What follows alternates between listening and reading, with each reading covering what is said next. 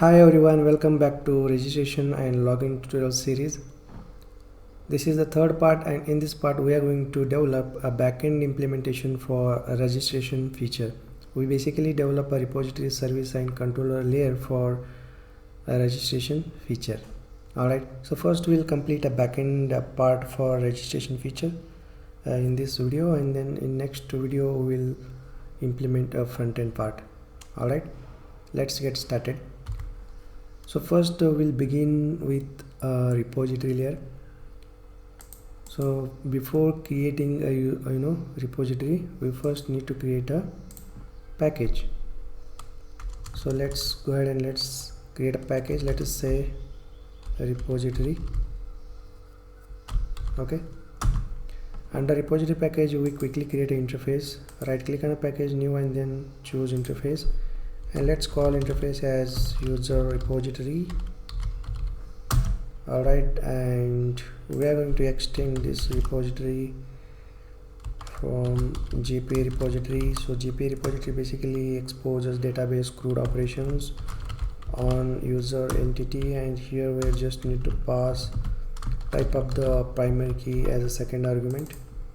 So user is a JPA entity that we have created in previous video, and this is the long, this is the type of the primary key. So look at here, in user class we have defined a ID here. So ID basically has a long type, data type, so that we have defined here.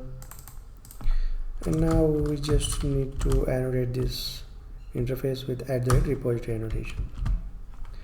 Okay, now we can able to leverage a CRUD database operations for user JPA entity. Great. Now it's time to create a service layer.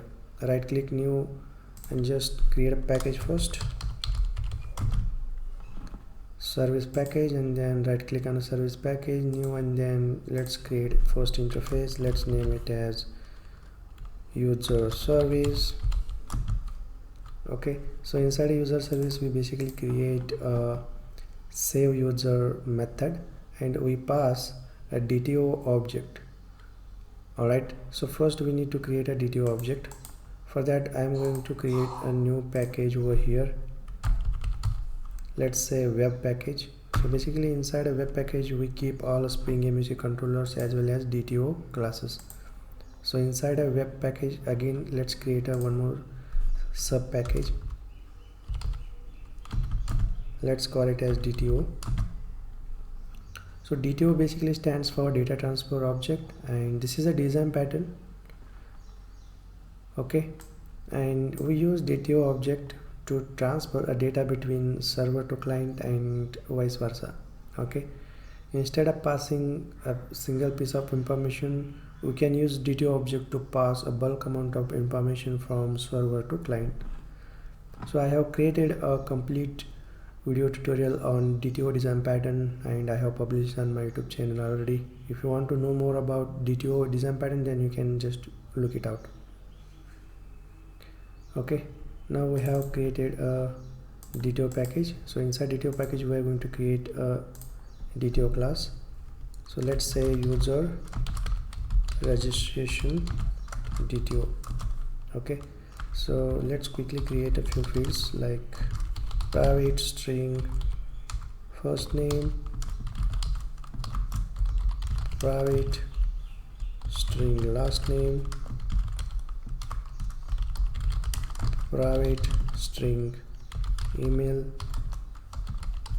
private string password. Alright, and let's quickly create a getter setter methods to access these private fields.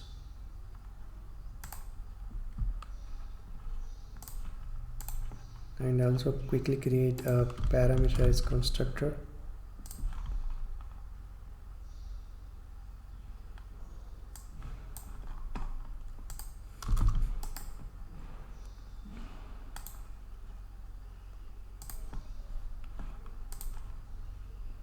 Alright,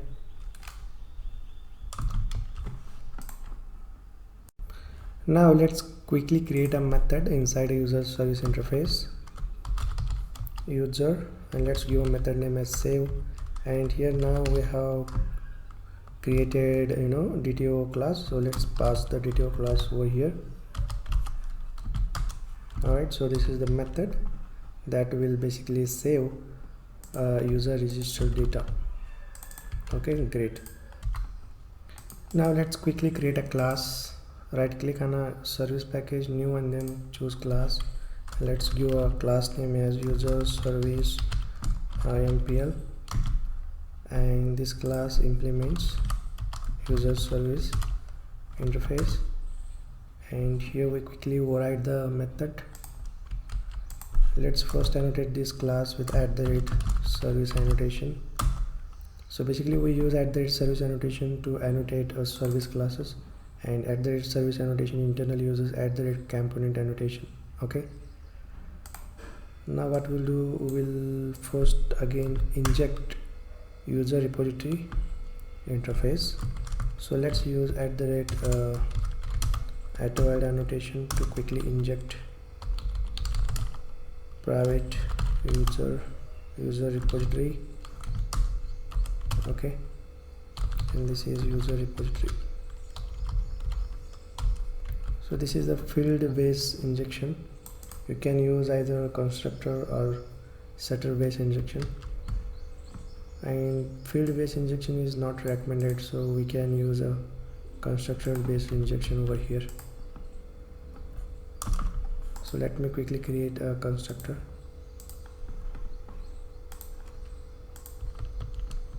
Okay, alright, now let's create a user object here.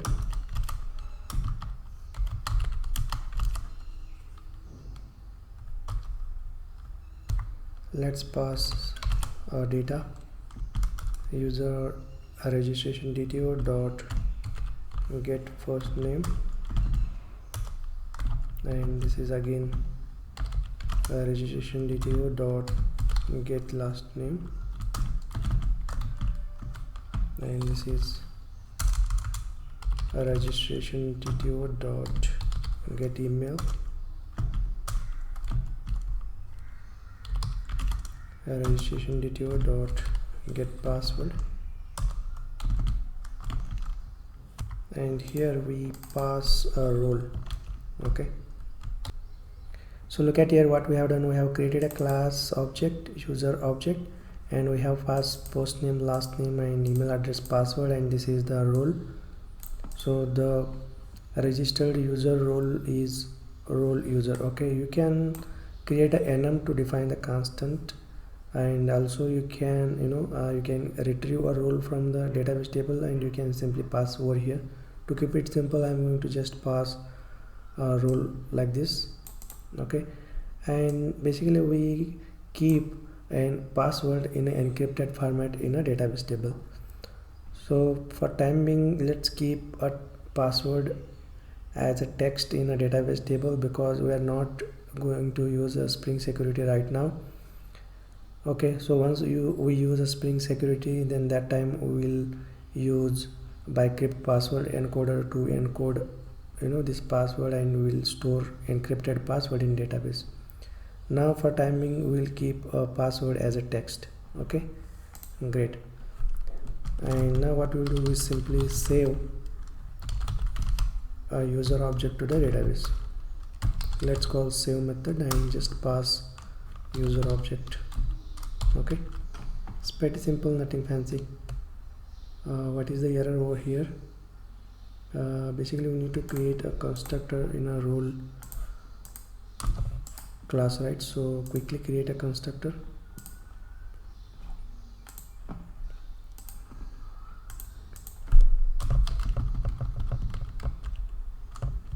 Okay, alright, so we have completed service layer.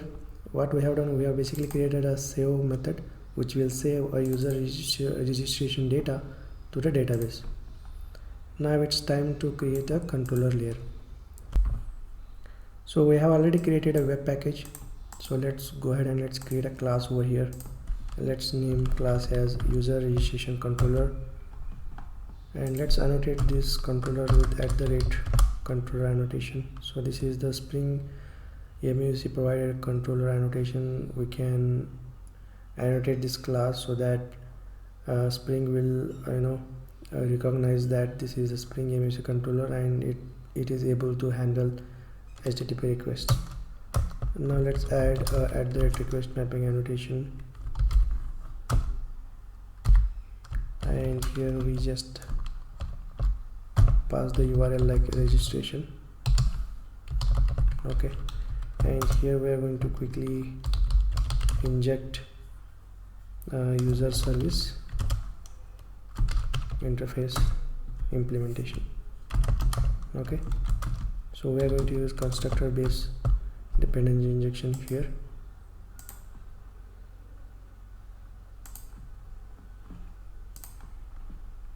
All right, so now we are going to create a handler method which will handle HTTP post request.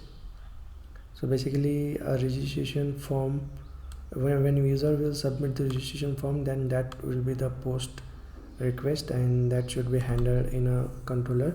So for that we are going to create method handler over here, public and string, and method name is register user account.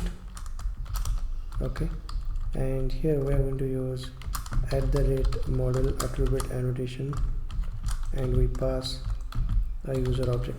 So basically this object contains form data.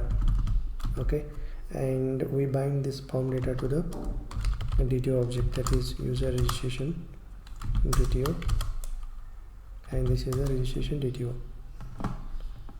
So I will show you how this data comes from the UI layer, that once we implement front end part. Okay, now let's call user service dot save method and just pass this DTO object to this method, and here we return a view. Okay, so look at here, we are just redirecting to the registration page with success message. Okay, so here we just return the registration view. So basically once user registers successfully, then we are going to show a success message, right?